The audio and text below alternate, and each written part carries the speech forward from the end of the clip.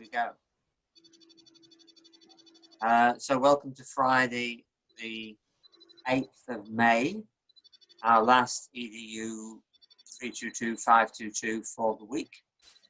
And I would like to start with a couple of verses from Psalm 119, if I may.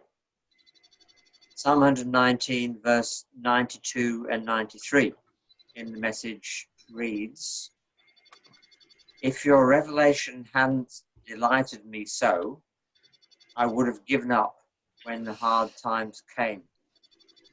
But I'll never forget the advice you gave me. You saved my life with those wise words." So, why did that particularly speak to me today? I think I was reflecting back on, I guess, my teaching career, and yes, there have been some pretty hard times. Would I have survived without God's revelation? Don't know. But I can choose now to delight in God's revelation, and always that takes me to the bigger picture. And I agree with you, Ananiah. But I'll never forget the advice you gave me. You saved my life with those wise words. So, to me, you know, this is a spiritual journey. I can't be what I'm not, and I'll always be what I am, I guess, and I can't change that. I wouldn't change it for quits.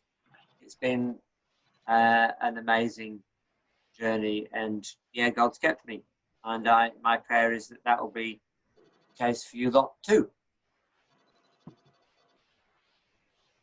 Anyone like to kick off with any comments this morning, or are we all happy? I'm pretty happy. Happy. All good? Yeah. Okay, well, as promised yesterday for Luke, although I can't see Luke, we ought to have another look at the assignments. Now, just confirming for the EDU322 people, I fiddled around with the first assignment. Well, when I say first, it's the first in the Moodle, and it's called Critical Reflection. And it is now due at the end of June, and it's pull out of a journal, make a selection. It says of 300 words, and off you go. So that shouldn't be a stress, although writing the journal might be. But if I'm going off the handout, is that information outdated now? Welcome, Luke. Christine, I'm going to the subject outline for 322, and I'm trotting down there. No, on page 2. 2. Yes. Yeah. It says it's a critical reflection. 1,000 words. Yes. Yeah. Week 12, which means the end of our term. Yeah. Kristen, so your point is,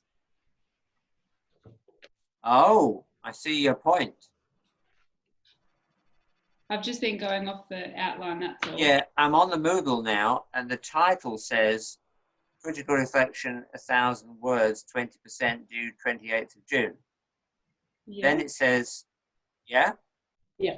Yeah, I'll get that up now, but yes. Then it says underneath that, make a selection 300 words maximum from your journal that captures your teaching journey. It may be an incident, it may be from a written report from your own teaching, or it may be your own diary. Demonstrate an understanding of how you have sought and applied constructive feedback. So, sorry, I was misleading you. There's, if you like, a an extract of about 300 words, and then you've got a commentary on that. And that's the rest of the words. And that makes up, in total, 1,000 words. Okay, well, in section 6, it says for the minor essay that it's 1,750 words. Correct. So which one's correct? They're both correct. So the minor essay is due first now. Is that right? Oh, that's different to the critical reflection, sorry. Yeah, Right. yeah. The critical reflection, just forget about it till the end of June. So that's, if you like, a summative report, summative assessment after you've done the whole kit and caboodle, and you're reflecting on the whole journey. Yeah.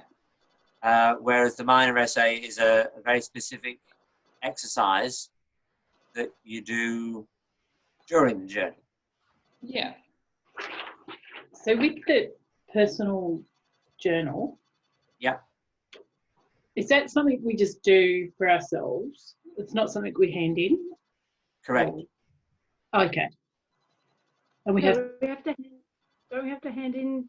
Yeah, you have to hand in a selection from, yes. just like a piece of, for your critical reflection. It's an extraction from, yeah. Okay. But we don't see the whole kit and caboodle now. So it's just our personal sort of diary.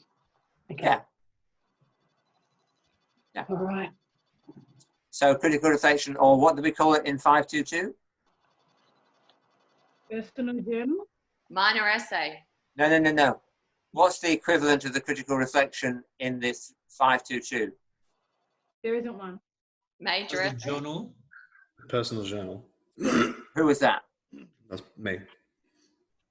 Paul. Yeah, Paul. Yeah, what is called a... Personal journal. Yeah, correct. And that's now due at the end of June. Okay. Yes? Yeah, it's 28th of June. That's what it says. Yeah, cool. That's the one. It's just a different name for effectively the same thing. Right, so you actually want a critical reflection of stuff, not a random personal journal thing.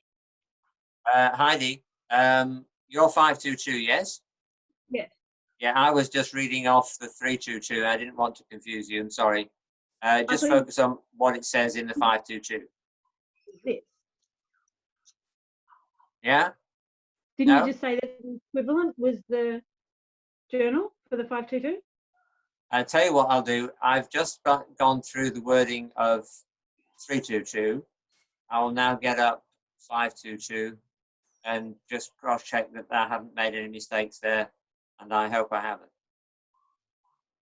So bear with me a sec. 522 coming up. Here we go. So for the 522 people, and it's called a personal journal. Yes, Paul. It's 1,500 words. Yeah. Now that you're right, Heidi. There is a funny thing here.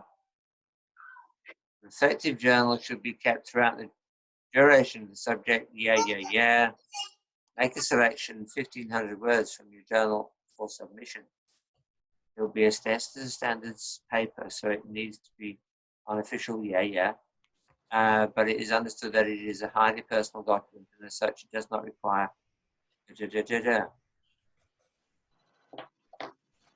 Yeah, it looks to me, this is confusing. It looks to me as if the master's one is a simple 1,500 word extraction from your journal without any commentary.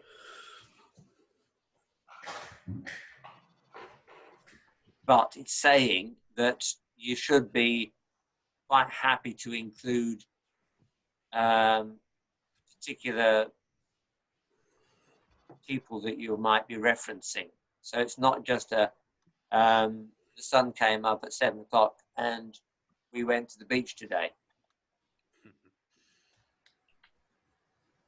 No, it came up early. Oh. So I would argue. I've read this and it was mildly interesting because of this, and this. Yeah. Or this particular idea, book, whatever, has informed my thinking like this. Sorry, say that again, Heidi. This particular book, article, video has informed my thinking like this. Okay. Yes, that's correct. That's correct. Yes, yes, yes. Again, I would say to everyone that the critical reflection or the personal journal is something that we will talk about right at the end of June. Don't worry about it now. But I need to get it. I don't want to have to do like 3 things at the end of June. That's fair comment. But I've got to do in terms of submitting it, don't worry, obviously, until the end of June. Oh, no, it's not submitted to the end of June, but if it's got to be 1,500 words and it's a reflection over the unit, then leaving it till then is... That is fair comment. Yep. All right. Not. Any other comments or questions about that item? Moving on. Let's go to the minor essay then, which I think is identical. I was going to ask you folks, because I've made an assumption and I probably shouldn't, but I had. Have any of you not conducted an interview before?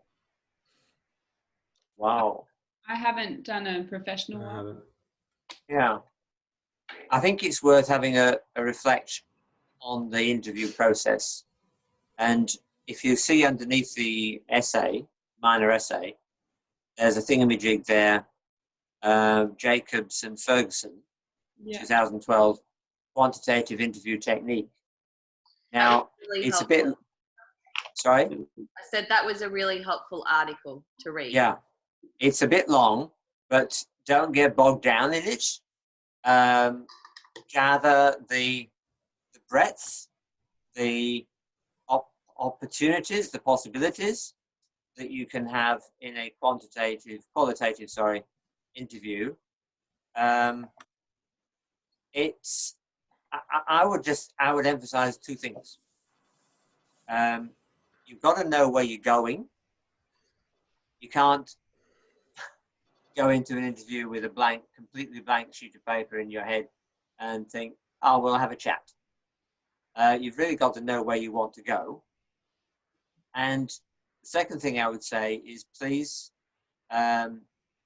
be sure that your questions are open-ended. Mm. And if you are not quite sure, try that out on people, family or whatever. And the test to me, if you've got an open-ended question, is does the person you're asking the question of, are they encouraged, inspired to keep talking and exploring with their answer? Or is the question really concrete and just requires a simple answer, in which case it doesn't go very far? I suppose the tendency, you might look at this question and think, I've really got to frame these questions so tightly to answer the question. Well, yeah and no. You can't frame the questions too tightly that you will stifle a healthy conversation. And so somehow or other, you've got to inspire your interviewee to unburden and reveal their life. I'm excited when I mark this. I don't think, I can't recall anybody getting stuck on it. It's been really exciting for people to do the exercise. Maybe the hardest thing is actually identifying and pinning somebody down. And the fact that we've got to get it done by the end of May does focus the mind a bit. So ask me anything and I'll shush on the minor essay. I have a question. Oh, sorry, I didn't see your hand up, Heidi. You go. All right. It's a very, very broad in their understanding of belief and major doctrines. Given there's like 12 major doctrines and we've only got 1,800 words, do you actually expect us to go through all the major doctrines and get their opinion on them? Or are you saying, what are say 2 or 3 major doctrines that they need that thought through and impact their teaching? Well, I mean, let them, you see, if you get somebody who can't articulate any major doctrines? I've chosen pretty carefully. Okay. Yeah, Well, I had a good think of who I thought could actually answer the questions and who I thought had actually the time and the brain space to answer the questions. sure. So the person who can do Well, it. you're right. Focus on the key doctrines that might impact their life and their teaching. But you want them to identify them rather than us asking about specific. Well, it would be nice. I mean, you might need to prompt them, but it'd be nice if they could articulate what it is Okay. that's driving them. Yeah. And then you might find yourself, oh, really? I never thought of that. Then you go away and think, oi, I could start applying that to mine. Okay. Right. Brilliant. Could it be like key scriptures for them, or? Yeah, absolutely. That would be a nice anchor yeah. And then, of course, you're on the same page. You can quote scripture. Don't bother, if it's a long scripture, don't bother putting the whole thing in the text, but just the reference will be fine. Okay. Yvette, you had a hand up. Yeah, so I have 2 questions. The first one is, I went through you know how they said there's no marking rubric, but sorry, the graduate stage thingies are there. Yeah. Yeah, and so I looked at those, and in the Moodle description, and one of the marking criteria is about professional development and how that impacts teachers and stuff. So I've literally asked the question from the wording on Moodle, because to me, like, maybe she might surprise me with her answer, but I wouldn't imagine that PD days would impact how your faith is outworked in your teaching, because your faith is such a personal thing. Yes. But I don't know whether this helps you, but my reflection on you just now is, yes, you've gone to those numbers at the bottom of the question and you've read what they say in the APSTs, and it talks about professional development. I would argue what you're doing is professional development by interviewing a teacher with a worldview, and so it's not formal PD by any means, and you're certainly not getting credit for it as a teacher, but you are enacting professional development. This is it. You're doing an interview. So what comes from that, you're ticking that APST box. Okay. So rather than looking at it from, hey, what specific PD day really impacted your teaching, I can ask more about that in how informally, how has your professional development, like what has been most influential? Great. Okay. Yeah, brilliant. Love it. Now, my second question is, sorry, I'm just making notes on my interview, so I've got 9 questions, which I'm pretty happy with them. But I was just wondering if there's a specific question like that you think in your reading of other people's interviews, you're like, that's a great question. People should always ask that question, kind of thing. No, I'm sorry. My reaction to 9 is it's a little too many. This is 1,800 words. Or 1,750 or whatever it is for the bachelor. I would err on fewer, but ensuring that they're open-ended. Yeah. And let the interview go wherever the interviewee wants to take it. So if you'd asked me, I probably would have said 7 max. Okay. But if somebody trots up with 5, I think that's perfectly fine. To me, I think you might be overthinking it, Yvette. I don't think I'm overthinking it. I think I'm more excited about it. Okay. Like, I want to, so one of my questions, for example, is, do you consider yourself to be a Christian teacher or a teacher who is Christian? Oh, that's a good one. Oh, that's a goodie. Oh, dear. Copyright Yvette Walters, side note.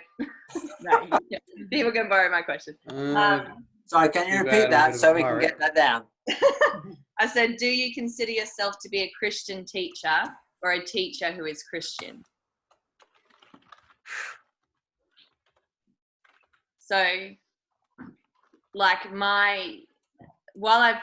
sorry, you go. No, but I mean, that's arguably, that's a one-word answer. You've muted yourself again.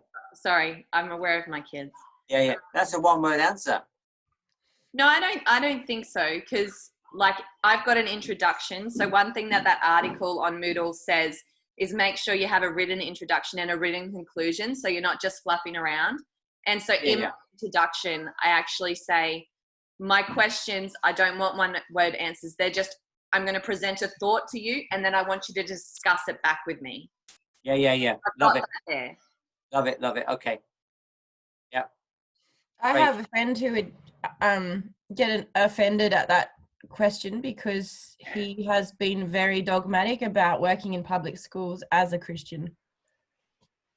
And I reckon I have one friend who would be offended. Oh dear. You can still be a Christian teacher in a public school, though. Yeah, and he stopped attending church, sadly. Used. But he's very good. Are you going to interview him? No, it's too personal. He was my saxophone tutor for my whole life.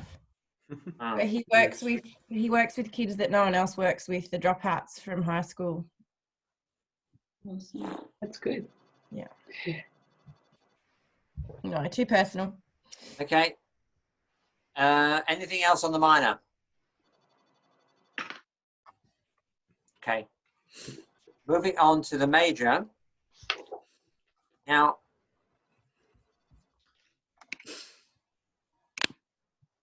for the masters, it's 3,600 words, 60%.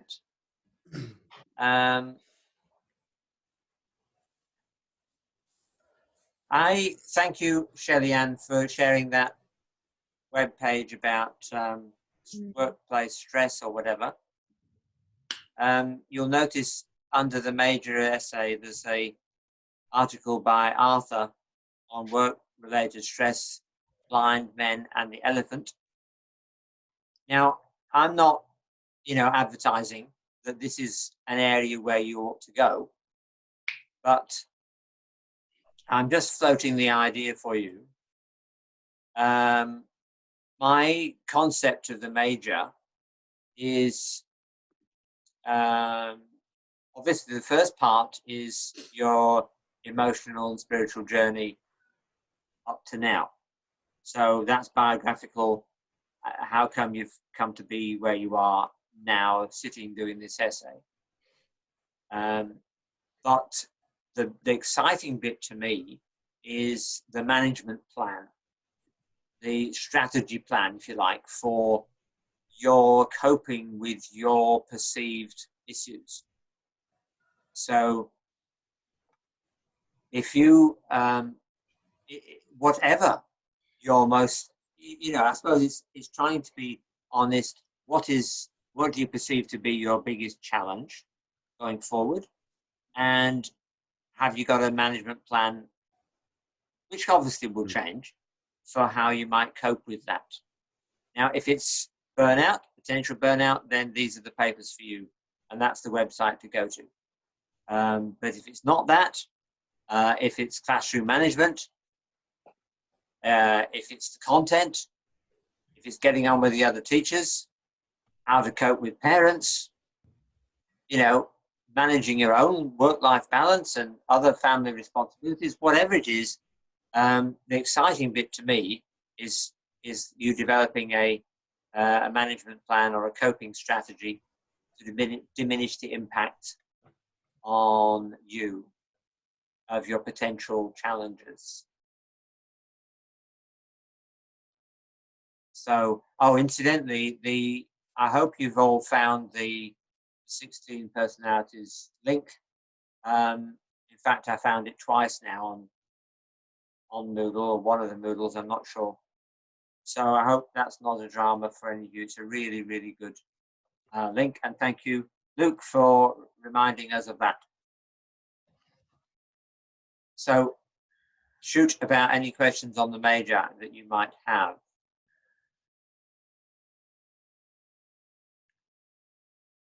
I think one of the ones I'm interested in exploring is the having your own kids at the school you're teaching at. Being a parent and being on staff.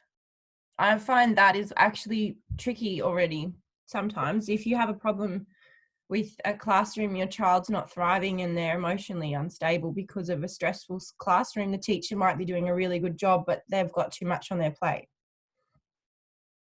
I thought you were going to say if your kids are in your classroom. No, I'm not interested. Oh. I've already said I won't be doing that to myself. Okay. Because I'd favour them. Right. Sorry. I think that is a very real issue, and you will find some literature on that, I'm sure. Yeah. I've had my own kids in school. I have taught them on occasions. Did they like it? No. I mean, come on. You know, you want to teach in a school that you're excited about, and if you've got a school you're excited about, why wouldn't you send your kids to that school? I mean, it's an occupational hazard of being a teacher, I guess. And I remember my father. I didn't go to my father's school; he was a teacher, but he had my two elder brothers went to his school, and they played sort of drafts. You know, they tried to make sure they didn't land on the same square, but they did from time to time. It's a great question. Anything else on the major? Okay. All right then. Well, my feeling is that after this week we will. I'll tell you what. I will make a public commitment to you. Towards the end, maybe in 10 days, we should maybe have an option of another Zoom leading up to the end of May, and then another one in the middle of June. I mean, if something else, if something pressing comes up sooner, then we can bring it sooner. But my dream is that you'll be fine. I would emphasize this subject has very low content in terms of material, but it's very highly charged in terms of psychology, emotion. Okay? Yes. All righty. I am going to PowerPoint 2 and page 10. If you could find that, folks. And while you're looking for PowerPoint 2, page 10, can I mention to you Terry Lovett and Ron Toomey, who 2009. Sorry, what was that? Now, is that PowerPoint 2 Jim's 12's Heart of the Teacher? No. No? It's Right. it's PowerPoint 2, Willard and Frazee. Right, we're back. Right, thank you. I just wanted, yeah. Yeah. So while you're looking for the Willard and Frazee number 2, I'm mentioning Terry Lovett and Ron Toomey, editors of Values Education and Quality Teaching. It's a little book, if you hadn't found it yet, with lots of different chapters by lots of different authors. And I think I recommend it. I'll tell you for why. Because it's equating values and the whole topic of values in schools with quality teaching. And I would argue that in the last decades, the place of values education has gone down in schools, whereas I would argue that it ought not to. And in fact, values education does have a congruence with quality teaching, and it is really relevant to this subject. What's the book? Values Education and Quality Teaching. You'll find it there on Google. Sorry, I didn't No, exactly. I think it's directly down the page below these PowerPoints. The full PDF is on Moodle? Yeah. Okay. It's Lovett and Toomey, 2009. Values, Ed, and Quality Teaching. I'm just giving a shout out to it because I think it's a very good resource. And I was very conscious that the Moodle page it's really it's a huge lot of resources, and maybe there's too much and we need to do some culling. It's hard to know which ones are the key ones to go to. Well, I'm using the 3 stars or the 2 stars as a way to identify some of the better things, I think. So where would I find that book? Is it in Moodle. It's on Moodle. or If you go to... It's on the same thing where we got the PowerPoint, the resources and readings, I think. Yes, well done. It's under resources, readings, and go down below the Willard and Frazee. Is that 322? I'm on 522 at the moment, but it's the same. Under section 12. Okay. Yeah, they're quite different. Okay. It's about halfway down the page, I think. Yes, it doesn't have any stars though. Oh. Really? Unless It it's does to at me. the end, and because it's on half screen, I can't see the end of it. Yeah, it's like, there's like little asterisks. Yeah. 3 stars. Refresh your screen because I put the 3 stars on this morning. Okay. Okay. I can only see it if I pull the whole thing up. All right. Okay, so PowerPoint 2 from Willard and Frazee, page 10. Here we go. The top little section, number 1, it talks about removal of underlying conditions that create destructive feelings. Now, the wording of that reads to me a bit like the instructions given to a surgeon in an operating theatre. You know, let's chop out these things which are causing a problem. The poor thing can't breathe. We better chop these things out, haven't we? Yeah. But having described it a bit like that, I think, if you like, for me, there's a sense that if I regard feelings as being not as central as my natural instincts would make them, but regard them as symptoms that can be treated. And in other words, we might just blow the symptoms out of all proportion and think, the world is caving in on me. Whereas in actual fact, you're looking at a symptom that needs to be treated. Now, to me, that's my rationale. It may not help you one little bit, but it helps me. I'm trying to look at my feelings as symptoms that need, for me, to be managed. Any comments?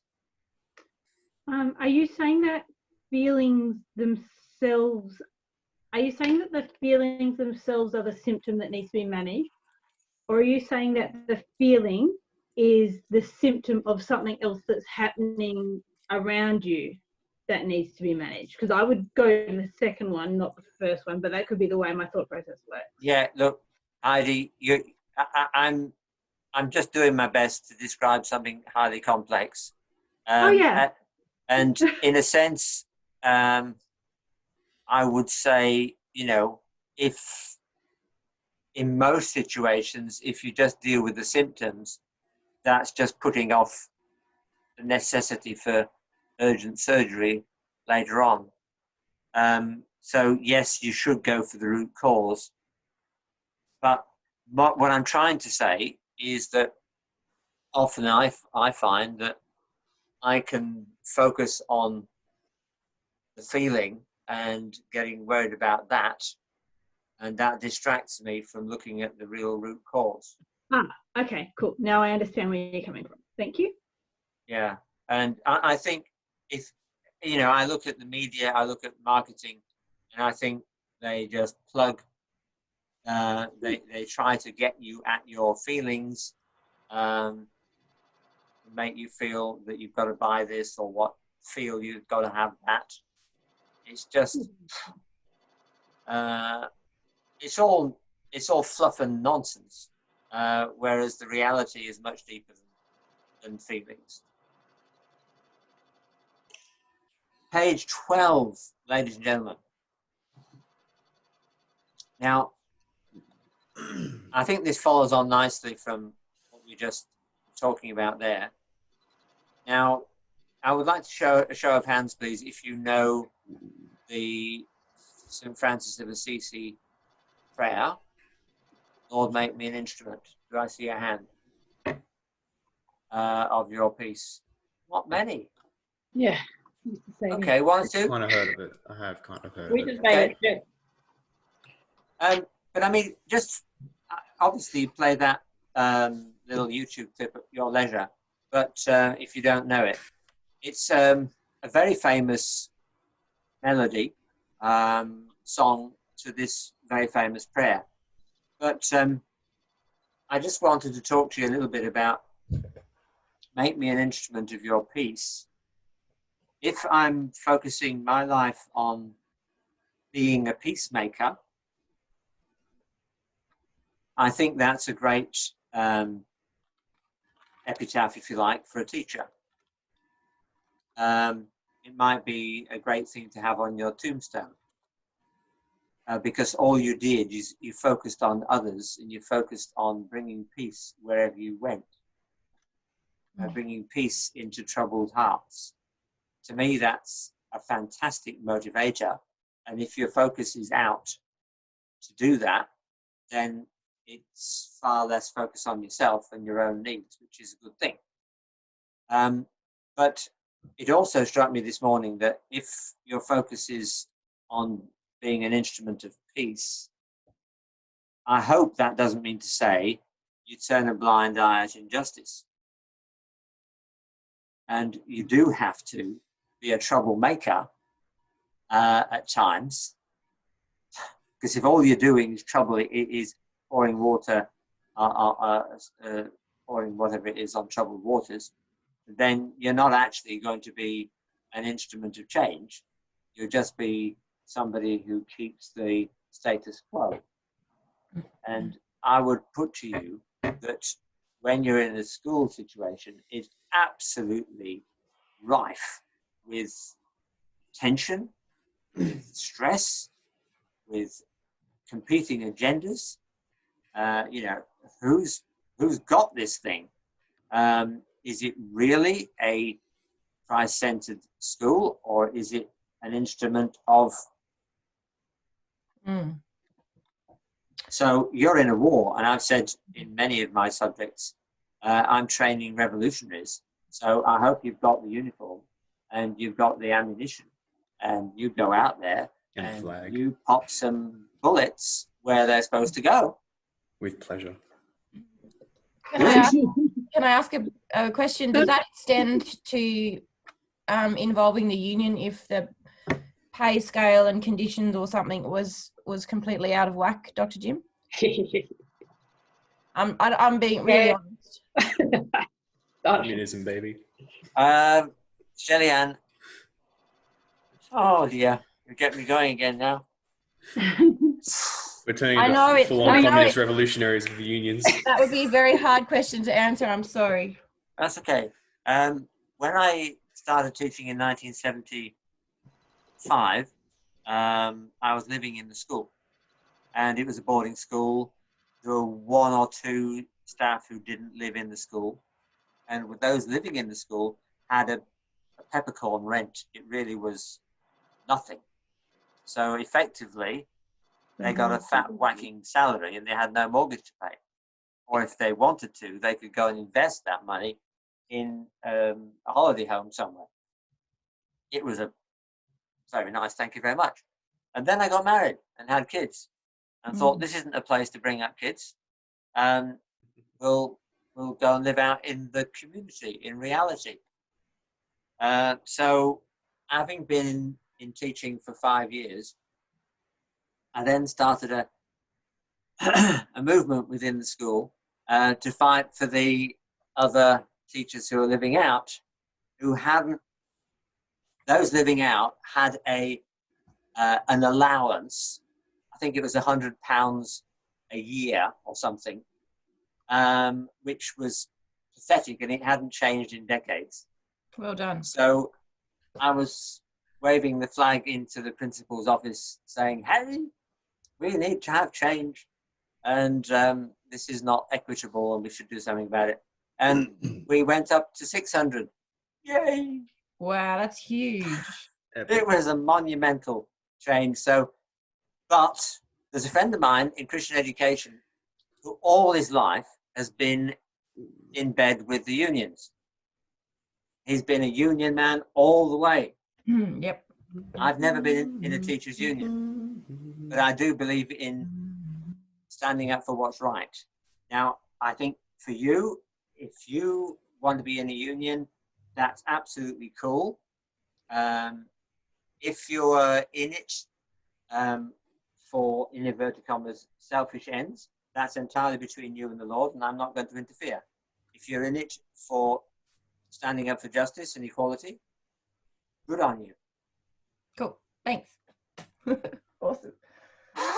Yeah, mate, where did that come from, Cherry-Ann? I when I first was working at said school, I was working with a teacher. She was in grade 4, and she really upset the waters. I will say that all of you teachers, you need to be really familiar with the award that you're on. Don't let that go through to the keeper. Make sure you've got that saved on your website, on your computer or something, so that you can, and the language is atrocious, I know, and it's hundreds of pages probably, but make sure you're aware of it. Make sure that people around you are aware of it and nobody's pulling the wool. And I'm a Baptist minister's kid, and they didn't have an award in the 80s and 90s. Yeah, I know. I mean, arguably, I would argue that the Christian schooling movement really was built on exploitation. Oh, But on the other hand, I'm absolutely passionate that if somebody is so keen on Christian education per se, but they don't have the dollars or they've got a large family, I'm absolutely thrilled to bits with schools that have a massive sliding scale for the number of kids in the school. To the extent the schools I was in, the 4th or more were free. yeah. I've worked in one of them. Anyway, so make me an instrument of your peace, ladies and gentlemen. If you go to page 13, I just love this word, the means. Now, you know, this essay, the major essay, is the means. How are you going to cope? How are you going to build in strategies so that you can cope? I think this is a nice other side of the story. And I noticed there fasting. Can I be, you can abstain and do nothing, but could you give me a show of hands if you would be doing some spiritual fasting, maybe at one point in a year? I see those hands. Those of you who haven't ever considered spiritual fasting, give me a wave. Okay. Well, I hang it out there for you to have a little think about. It's weird in some ways. Jesus did it. To me, I would say it's not manipulation because you'll never manipulate God, ever. But I think it's definitely related to self-discipline and a way of clearing your heart, your mind, to hear more clearly.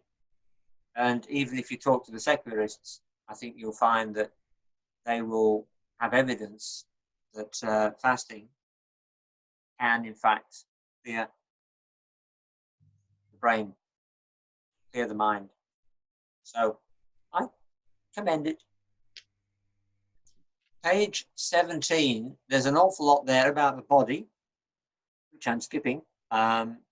It's quite provocative, so do have a read. I think it's quite helpful. Page 17, again, I don't want to go there with you, but you see that first activity on page 17? Take a sheet of paper, draw a big circle. Now think of the people in your life, family, friends, co-workers, pastors, teachers, neighbours, and so on. Draw a little figure, stick figure, for each person and give them a name. So don't dream of doing it now, but come on. How many would find that that's going to take me a year to draw up? Anybody? Hands up those who might be able to do that in half an hour.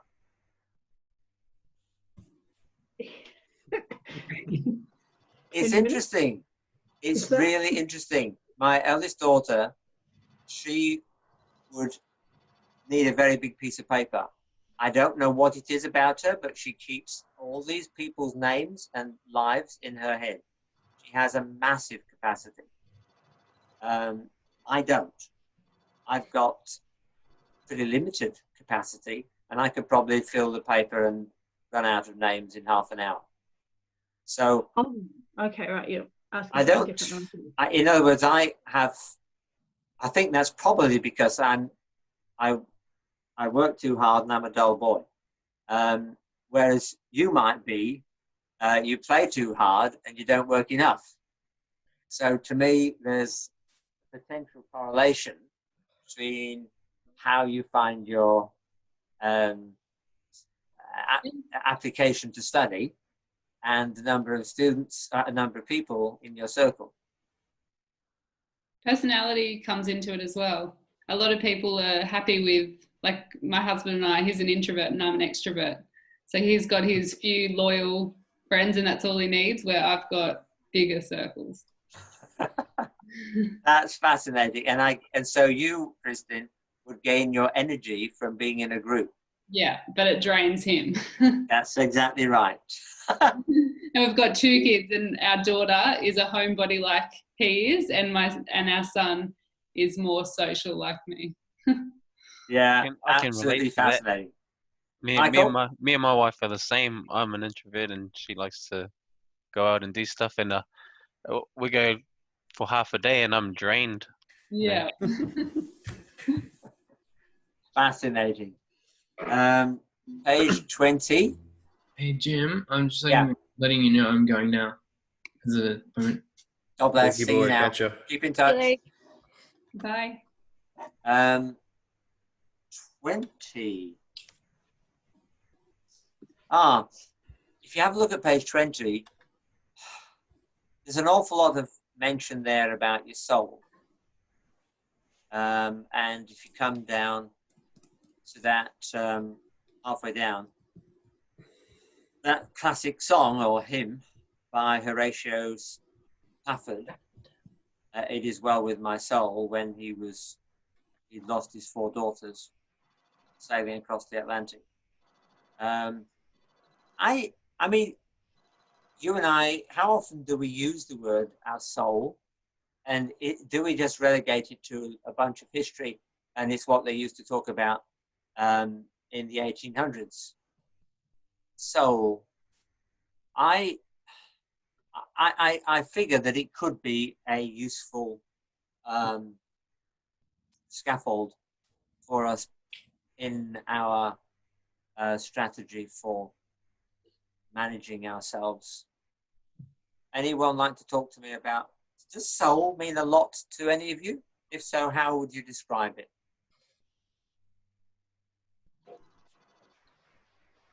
That's my answer. Well, I always just think of I just think of songs. So like my soul magnifies the Lord. Yes. Yeah, like that. I just think of songs. But what is your soul? It's my heart, I would say. And my mind wrestles with it. And so spirit. To me, it's my being. It's everything. Everything. It's encompassing, it's the whole of me. I believe that my soul has been saved and is with God. That means everything.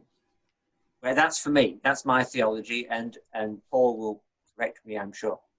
But I'm too tired for that. I don't think there's a right or wrong.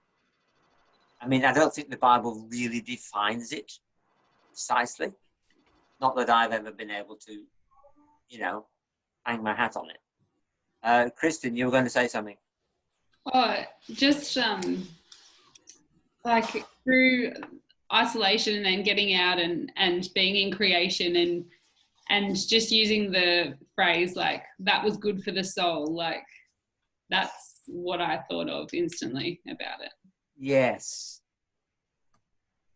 Yeah. So you should feed your soul, shouldn't you? Yeah, you should have food for your soul. Yeah. That's true. And in that song, it is well with my soul. When you sing that, you mean that even though like I played it at my grandfather's funeral, like, even though this is sad, everything is still okay. Like it's about everything else. Yeah. Brilliant, Shelly-Ann. Thank you for that. Well, folks, it's been a journey, eh? A weird and wonderful journey on the internet. Any final comments or questions? We'll sign off. All good for me. Yeah, all good. All good? Kristen? Yes? Why don't you just pray for us? Oh, yeah. Dear God, we thank you for this morning. We thank you. Sorry, ideal time for my daughter to come in. Go for it. We pray that our minds and our hearts would be refreshed as we look to you, Lord. And I pray that through our journey towards becoming educators, we pray that you would be at the core of it all, Lord, and that you would direct us where you want to go. And I pray that we would be vessels that you use in schools and to change children's lives and to point them to you. Pray that you be with us through the rest of the day. And amen. Amen. Thank you. And who's this? Thanks. Kristen, who's this one? This is Lily. Oh, hello, Lily. Hi. Nice to see you. She's waiting to get a stick out of her hand. Okay. See you all. God bless. Bye. Thank you, sir. Bye. Thank you.